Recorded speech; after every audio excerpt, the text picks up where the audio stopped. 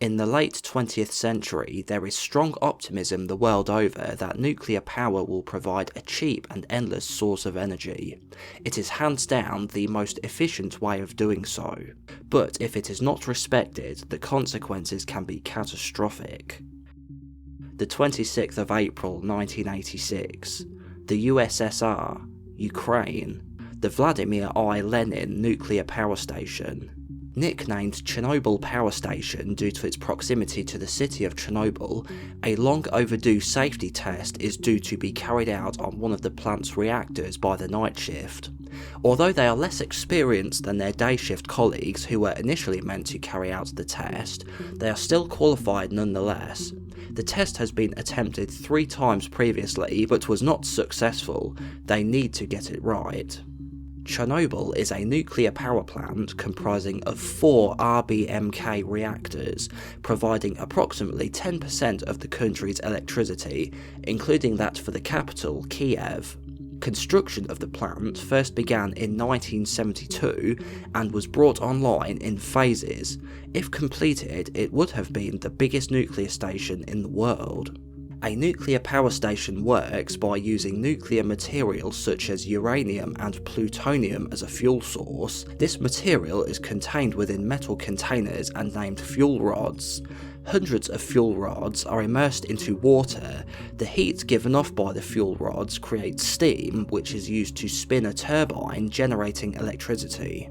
To regulate the system, a series of control rods can be lowered into the reactor, lowering the level of energy. They are made of chemical elements which absorb neutrons without themselves decaying. The role the control rod system plays can be equated to the brakes on a car. To keep the reactor cool, a series of water pumps pump water through the core. The safe operation of the system relies on a careful balancing act. The safety test will prove that the reactor can remain controllable during a power outage, such as a blackout. At 1:23 AM, the test begins. Power is reduced, but it dips too low. To counteract it, it's raised as fast as possible. Water is then pumped in. The turbines are shut down as planned. The temperature begins to rise out of control. The shutdown button AZ5 is pressed. When this button is pressed, all control rods are meant to insert into the reactor, shutting it down completely. Nothing happens. The temperature continues to climb. Output jumps to 10 times normal operational output. Due to the immense conditions inside the reactor, far higher than it was ever designed to handle, the fuel rods rupture and the reactor explodes. The force is so extreme, the metal lid shielding reactor 4 and the entire roof above it are blown away. An eyewitness said the explosion looked like a volcanic eruption coming from the building. Radioactive material escapes from the hole where the reactor once was, and a huge fire begins to blaze. Firefighters are called out to the explosion. They are told the roof is on fire, but there is no mention of the reactor itself exploding. They start to tackle the fire on the roof, dousing it with water. Some of the men notice pieces of graphite strewn around the area, ejected from the core when it exploded, along with chunks of nuclear fuel. After fighting the fire, some of the firefighters begin to fall ill and collapse. By 5 AM, the fire on the building is extinguished, but the fire inside the reactor rages on. A number of firemen and power station staff suffer from burns on their skin, sickness and vomiting. Many of them receive lethal doses of radiation and pass away shortly afterwards. Due to a mishandling of how to read their equipment, levels are initially reported by plant management as bad but not at the deadly level. However, this was in fact the levels which their readers topped out at, and the real amount was far higher. Radioactive particles are blown by the wind towards the nearby town of Pripyat, and residents begin to experience symptoms of radiation sickness. Despite being over 2 miles away from the blast, many will die as well. A commission is put together to find the cause of the accident and to figure out how to deal with it. It is decided to evacuate the town, and a huge convoy of buses are sent to relocate them temporarily, but in reality they will never be able to return to their homes. The cleanup of the affected area is begun, and helicopters drop tons of sand and boron onto the site to put out the fire in the reactor. Once this is done, the next job is to physically push the debris surrounding the core back inside it, so it is no longer a threat. Remote control robots are used, but even they are quickly disabled by the radiation. A unit of soldiers called liquidators are ordered to manually throw the debris back into the reactor from the roof by shovel. The men wear protective lead aprons and are given a couple of minutes each to clear as much as they can. Despite these measures, many are still affected by radiation.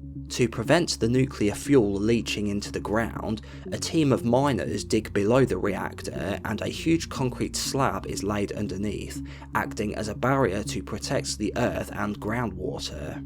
The Soviet government initially tries to contain news of the accident to prevent national embarrassment, but a Swedish power plant detects the radiation, determining it to have come from within the Soviet Union. A US satellite also takes aerial photos showing the state of Chernobyl.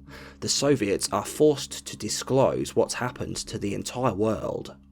At the trial, 3 managers are found guilty and sentenced to 10 years hard labour.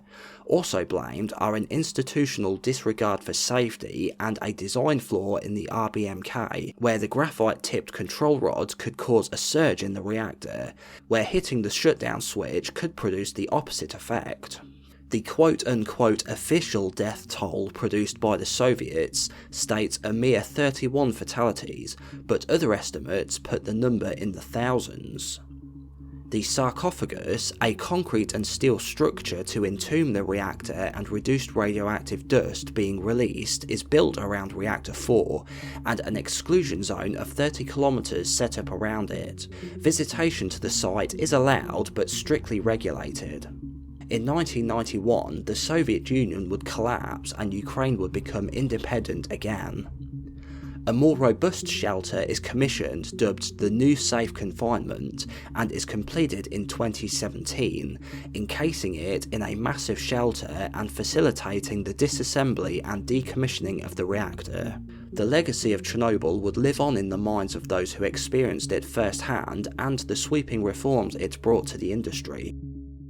In 2011, the world was reminded once again of the dangers posed by nuclear disaster when an earthquake and tsunami damaged the Fukushima nuclear plant in Japan. Luckily, this time a meltdown was averted, but came close to becoming the second Chernobyl.